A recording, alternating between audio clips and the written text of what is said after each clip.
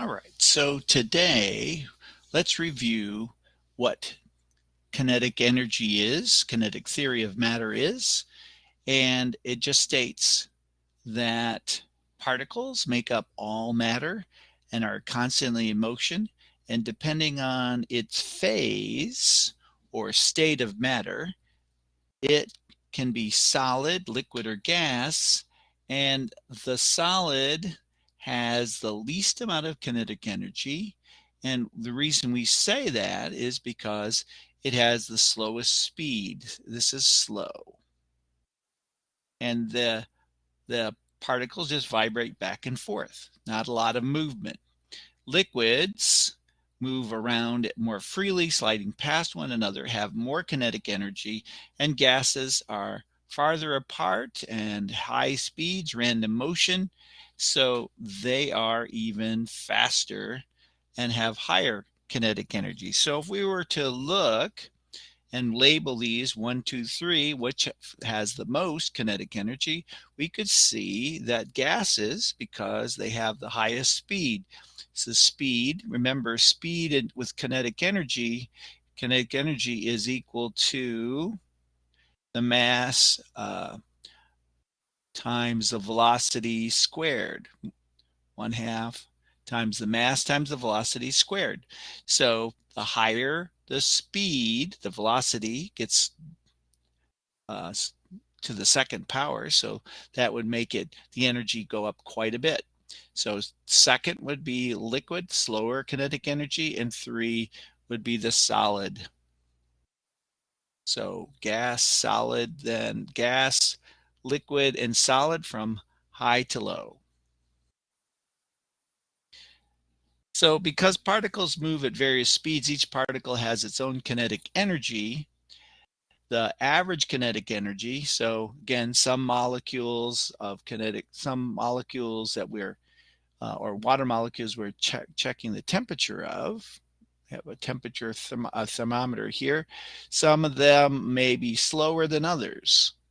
And I'll use little arrows to kind of indicate the direction that they're moving, and the higher or longer arrow would mean more kinetic energy. So we find an average of those, and that gives us our temperature.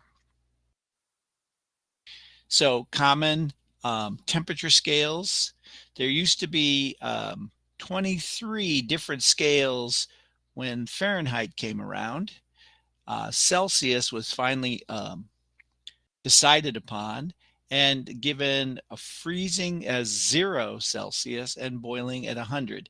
Much easier in groups of 10, much easier than the Fahrenheit, which was 32 to 212, 32 for freezing, 212 for boiling. Again, Fahrenheit was just a good marketer. He had an accurate thermometer. He got to choose his own temperature scale, and it was named after him. Just became common. It's just like we have common things that we use. We're using the USB-C today versus the USB-A, so just becomes more widely used. Now Kelvin units are called, because Kelvin is for degrees, water freezes at 273 K and boils at 373. So if we were to look at this, and this shows ice water, so that would mean at 0, this is a Celsius scale. And the Fahrenheit equivalent to that would be 32 degrees. So sometimes they have a scale that has both of them on it, so that you have 32 and 0 next to each other. So something that you should put down in your notes, because there'll be some test questions. And it's also something that everyday use, especially if you're having to go to Canada, they use Celsius scales. What's the average kinetic energy of boiling water? Well, Fahrenheit says 212 and Celsius is 100. All right, so let's take a look if we can boil steam or bring up the heat of steam to a point where we can light a match. Did you know that you can heat water to 2200 degrees Celsius before it starts to break down? This means we can start a fire with water. To do this, I start by heating some water until it boils. At this point, the water is at 100 degrees Celsius, and I'll need it to be a lot hotter in order to start a fire. So to make my super hot steam, I use a burner and some copper tubing that I've bent into a series of coils. The burner can heat the coil and steam inside to temperatures exceeding 700 degrees Celsius. At this point, the steam is completely invisible, but you can hear it shooting out of the end of the tubing. And now it's hot enough to burn paper, light a match, or even cause steel wool to burn.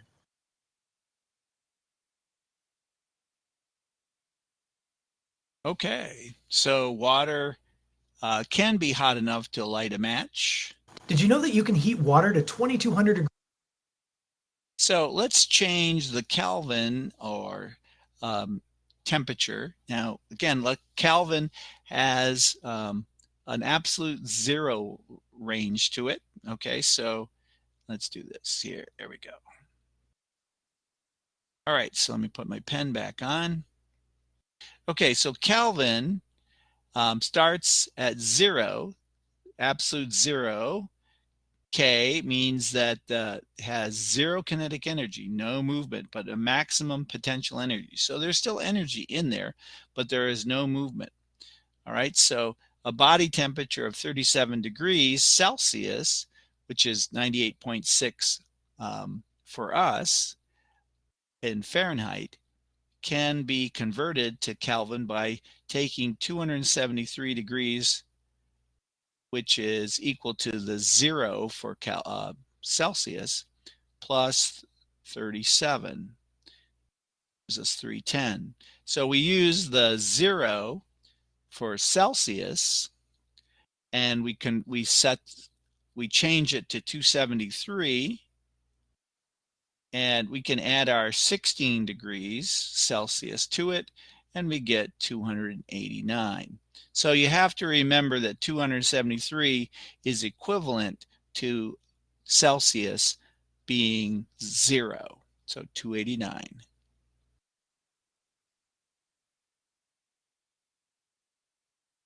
Okay, so let's look at, again, at thermal energy. Is the energy due to the movement of the molecules or atoms? So this is a property of matter, and we're going to use some numbers called specific heat that measures a property of thermal energy or thermal property of matter. So the amount of thermal energy an object has depends on the temperature. And so all matter can be heated up and changed into different phases. So heat can be transferred between objects at different temperatures. Objects at higher temperatures will transfer more heat to objects at lower temperature. Basically, what they're saying here is transfer of heat goes from hot to cold until there's an equilibrium, so they become like warm, right? So what happens is the temperature will equalize or be the same for both, and it'll happen until the transfer will happen until they get the same and they don't change. So have you ever noticed that on a hot summer day the pool is cooler than the hot cement, or if you've ever walked on a black top, the temperature of the street is so hot. But also, if you go on vacation, you can find that the ocean is cooler than the hot sand. So why that we talk about this is because we're going to use something called specific heat. So here is an example of two candles or Bunsen burners, oil candles here are going to heat up these two materials. One says small specific heat or small heat capacity, so that's what that could be called. And one says large specific heat. So let's take a look at what happens here. I'm going to run this for us here. All right, so if you'll notice small specific heat, you'll notice that the temperature of the small specific heat is higher than the large specific heat. Okay, so they also call this heat capacity,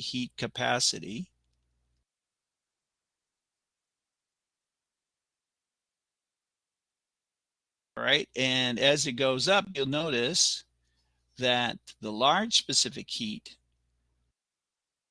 is taking longer to heat up.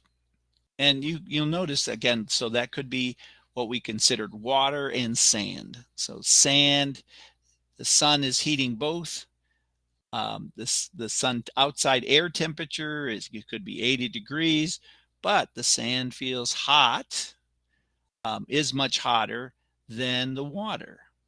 Okay, so we're going to be talking about these numbers here. Okay, so you can see that 67, almost twice as much.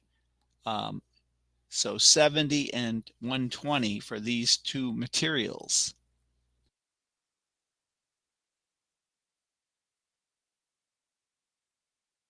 So your observation, what we just noticed there, is that different materials heat up at different rates, and you've seen that with like sand and or cement and the pool and the pool itself.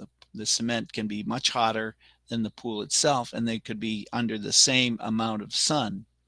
So it says here that gold heats up 7 times faster than aluminum. So same amount of heat being transferred, but the molecules inside or atoms inside vibrate more quickly in the gold than the aluminum. So different materials store different amounts of heat or heat energy. So look at water. Water takes about 30 times longer to heat than gold, meaning it stores about 30 times more calories. So it's also a good way of storing heat. So again, some people like to have houses by the ocean or by the lake. And what happens, and you've got the sun here beating down on both of these, the surfaces, water and sand. This one gets very hot, and this one stays cool. All right. This one will take a lot longer to warm up. The water here will take a lot longer to warm up, and the sand will take less time to warm up. So what happens is that you get a breeze in the daytime that goes out toward the ocean or the lake. So you feel a breeze, and in the evening, as this will stay warm, and this will cool down faster, and you'll get the breeze going in the opposite direction. So heat capacity or specific heat is the amount of heat needed to raise the temperature of a given amount of substance by a certain amount. Okay, so the greater heat capacity, the harder it is to raise the temperature. All right, so if we look at these numbers here, these are specific heat. So the lower numbers means, so this one is the lowest here, low, heats the fastest. And the higher numbers, helium, has the highest number, slowest. Takes a lot longer for that to heat up. Which one is it hardest to raise the temperature? Helium. So it's backwards than you would think. You'd think a low number would heat up slower than a high number, but it works the other way around. So water, look at water, 4,181 is the next slowest in rating. So harder to raise the temperature, right? If you've ever watched water boil, takes a while. You can burn something on the pan much quicker. If you want an egg really quick, Cook it in the pan rather than making it poached and boiling the water. It takes forever to boil the water, but it takes a lot longer for it to cool off. Pans will take less time to cool off.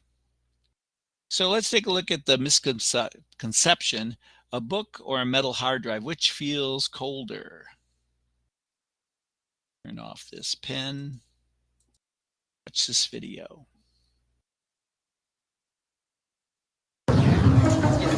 When you touch an object and it feels warm or cold, what is that really telling you about the object?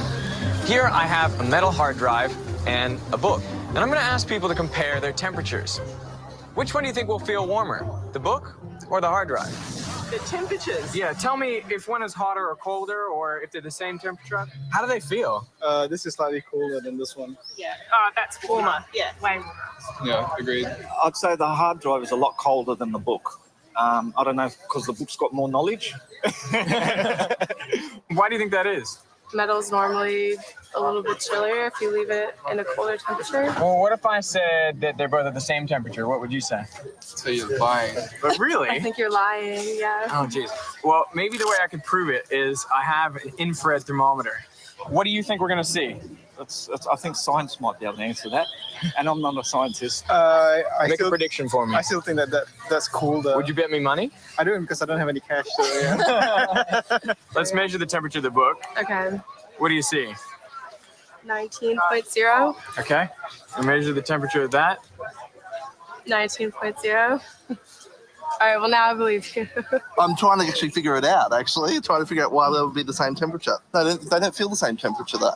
So why does that feel colder if they're basically the same temperature? Good one. You got the answer? Well, I'm coming to you guys for answers. We're creatives, not intellectuals. Well, create an answer for me. I'm not a scientist. Come on, you tell me. Well, I'll try to answer that question with another little experiment. Here is an aluminium block and Ooh, nice and cold. a plastic block. Yeah. How do their temperatures compare? Completely different. Completely different. Aluminum's much colder. Yeah. Yeah? Yeah, this actually feels colder. Let's take this to the next level. I'm going to put an ice cube on both plates. What are we going to see? Well, I'm guessing it would stay solid on this one and melt on this one. So it's going to melt on the plastic but stay solid on the aluminium. Yes, but maybe I'm wrong. That one will melt more quickly than on the aluminium block. You would think so. I mean, they're colder. Yeah, because it's cold. Let's And actually. I think they're going to go the same. All right. So we put an ice cube on each of those blocks. Wow. What are you seeing? Well, it is melting a lot quicker on the aluminium. My God, it's melting. This is melting quicker than that one, even though this is aluminium, that's plastic. So which one felt colder? That This one. one. How does that make any sense? I have no idea. Could aluminium be bad for the environment? How would aluminium be bad for the environment? Well, it's thawing out the ice a lot quicker, isn't it? So you want the answer? Yes, please, please. It's about thermal conductivity, right? The rate at which heat is transferred from one object to another.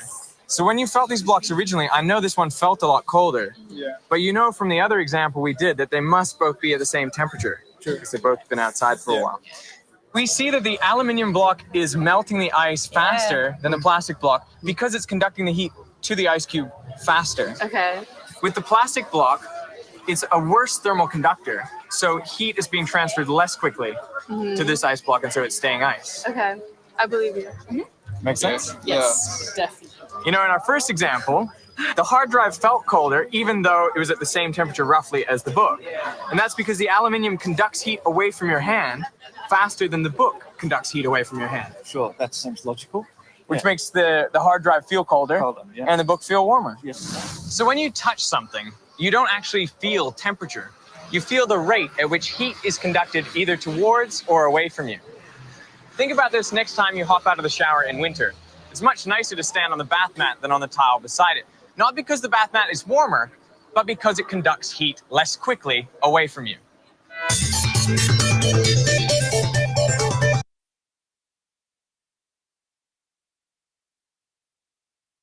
All right, so they were both the same temperature. When you touch Okay, so I'm going to stop right here, ladies and gentlemen, and thanks for watching.